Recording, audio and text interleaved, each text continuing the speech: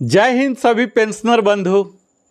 आज एक नई ताज़ी वीडियो आपके लिए मैं लेकर आया हूं, जो कि मुख्यतः स्पर्श पेंशन का अपडेट तो है ही, जैसा कि मैं सदैव बनाते रहा हूं।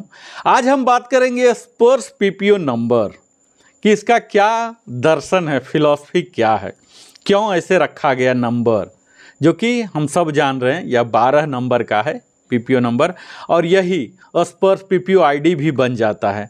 तो आप चाहे आर्मी से हों, नेवी से हों, एयरफोर्स से हों या डिफेंस सिविलियन हो, इन्हीं चारों को स्पर्श में माइग्रेशन हो रहा है।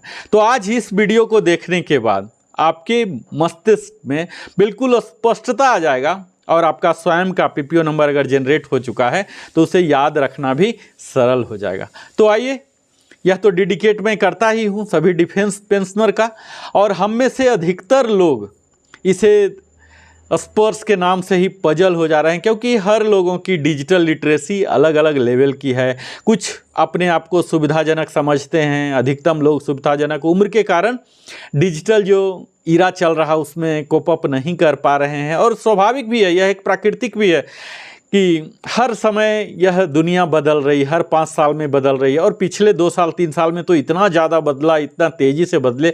इसमें से कई हमारे फौजी लोग हैं जो इसे कोप अप नहीं कर पा रहे हैं, मुकाबला नहीं कर पा रहे हैं। तो हम लोग के कंधे पर ही जिम्मेवारी आ जाती है, जो युवा हैं उन बुजुर्ग लोगों को भी मदद करें, चाहे ज्ञान से या समय देकर या जिस प्रकार से भी मदद कर सकते हैं उन्हें मदद करें। इन्हीं लोगों के मदद के उद्देश्य से मैं यह वीडियो बना रहा हूं, जिसमें मैं संपूर्ण जानकारी दूंगा कि पीपीओ आखिर, जो पहले पीपीओ नंबर होते थे, एक प्रोग्रेसिव नंबर जनरेट होते थे उस साल के अगेंस्ट, और इस तरह से नंबर दिया जाता था। आज पीपीओ एक लॉजिकल है, यह भी प्रोग्रेसिव नंबर ही है, लॉजिकल है, अलग अलग डिपार्टमेंट का अलग अलग सीरीज है। ये सब तमाम बातों पर करेंगे, लेकिन उससे पहले आप सभी बंधुओं से मैं विनम्र निवेदन करता हूं कि अगर हमारे चैनल में आप आए हैं तो ज़रूर सब्सक्राइब करें, क्योंकि देखने वाले बहुत लोग हैं। सब्सक्राइब करें, तभी हमारी लिविंग हैप्पीली यूट्यूब चैनल जो है उसको विकास और उन्नति का एक शुभ अवसर मिलेगा, जिसकी वजह से हम और बेहतर और क्वालिटेटिव वीडियो, बेहतर कंटेंट, बड़ी टीम के साथ हम आपके समक्ष आ सकते हैं। बेहतर एडिटिंग के साथ, बेहतर विजुअल के साथ हम आपके साथ आ सकते हैं। और अगर आपने सब्सक्राइब किया है तो ज़रूर लाइक भी करें, कमेंट करें, अपने सगे संबंधियों के साथ साझा भी करें, और बेल आइकन तो ज़रूर ही पुश करें, ताकि आपको सारी नोटिफिकेशन मिलती रहे इस विषय से जुड़ी हुई। अब अगर आपका माइग्रेशन हो चुका है तो निश्चित ही है, माइग्रेशन से पहले यह पीसीडी स्पर्श टीम का प्रथम वर्क होता है, वह आपको स्पर्श पीपीओ जनरेट कराते हैं। जैसा कि हम सब समझ ही पाए होंगे अभी तक, और हमें बार बार बोलने की ज़रूरत भी नहीं है कि स्पर्श एक कम्प्रीहेंसिव पेंशन पैकेज है, सीपीपी जिसे कहते हैं, जो कि end to end online system है, और इसे फैसिलिटेट करना है। क्या करना है? तो जो पेंशन डिफेंस पेंशन का है, इसके इनिशिएशन से लेके डिसबर्समेंट तक, तो यहाँ तक तो आप सब में स्पष्टता आ ही चुका होगा, क्योंकि अब बैंकर की रोल सिर्फ बैंक की भांति ही रह गया है, उनको डिसबर्समेंट से कुछ लेना देना नहीं रह गया। तो स्पर्श इम्प्लीमेंट किया गया है किसके लिए? जैसा कि हमने बताया ही, आर्मी, नेवी, एयरफोर्स और डिफेंस सिविलियन के लिए।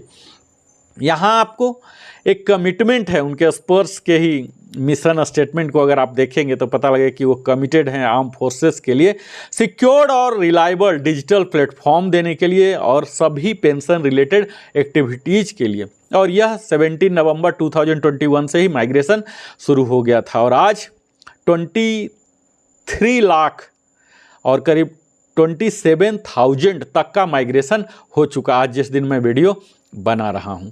तो इस तरह से आपको यह पता लगेगा कि स्पर्श पीपीओ जो है यह 12 डिजिट का है।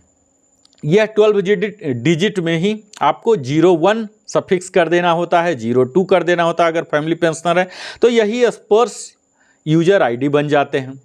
अब आपको मैं यह बताऊं कि यही यूजर नेम बनेंगे, और पासवर्ड भी आप जनरेट कर सकते हैं, या आपको आया ही है। तो लॉजिकल जो इसका मेथोडोलॉजी है, जो फिलॉसफी है, उससे मैं बताने जा रहा हूं। अब यह एक लॉजिकल है जैसे ई पीपीओ में था, ओल्ड पीपीओ में था, एक अलग अलग लॉजिक था, तो उससे अलग हटके बनाया गया। तो इस 12 डिजिट में पहला लेफ्ट टू राइट जाएंगे तो इंडिकेट करता है सर्विस, यानी कि आर्मी, नेवी, एयरफोर्स या डिफेंस सिविलियन है।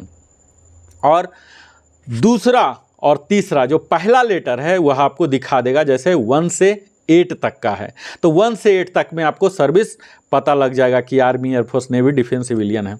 जो दूसरा है और तीसरा है, यहाँ से आपको उनके डिपार्टमेंट का पता चल जाएगा कि उसके अंदर किस कैटेगरी से बिलोंग करते हैं, यानी कि ऑफिसर हैं या पीबीओआर हैं। अब मैं एक एक करके आपको लिस्ट बता रहा हूँ।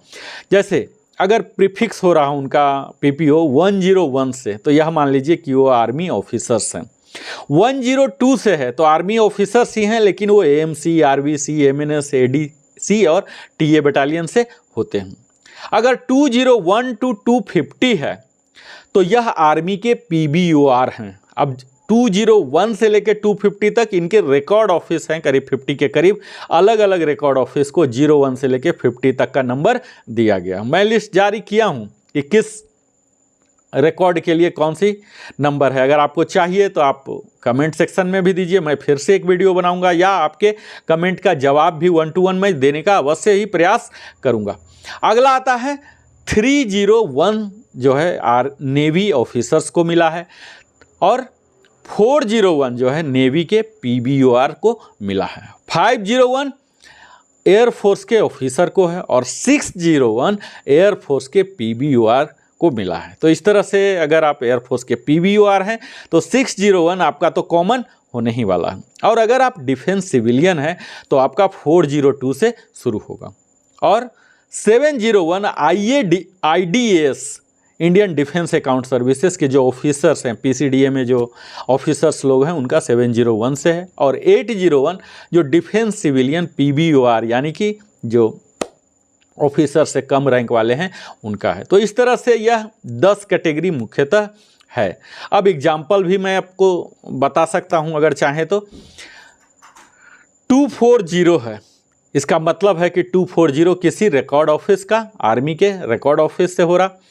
इसके बाद अगला जो 4 नंबर आता है उनके ईयर ऑफ रिटायरमेंट है। सपोज 240 2019 है, यानी कि वो पर्सन जो है पेंशनर है 2019 में रिटायर हुए हैं। और उसके बाद 5 नंबर जो है प्रोग्रेसिव नंबर है, यानी कि वही असली पीपीओ नंबर है। तो अब आपको याद रखना बड़ा ही सरल हो जाएगा। सबसे पहला आप 3 नंबर तो याद रख ही लीजिए, आपके कौन से सर्विसेज में है, ईयर आपको याद सदैव रहेगा, बस 5 नंबर याद रखना है। तो इस तरह से आप 5 नंबर यानी कि 12 नंबर आप याद रख सकते हैं।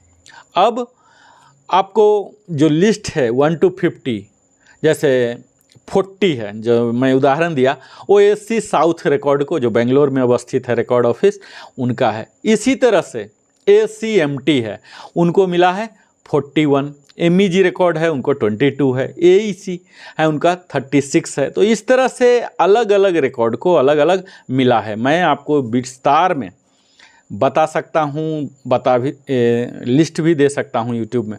तो यह तो है आपका कि कैसे पीपीओ को पहचानें, पीपीओ को याद रखें। और पीपीओ का इसलिए मैं जोड़ दे रहा हूँ इसके फिलॉसफी पर, क्योंकि यही आपका यूजर आईडी भी बनने वाला है।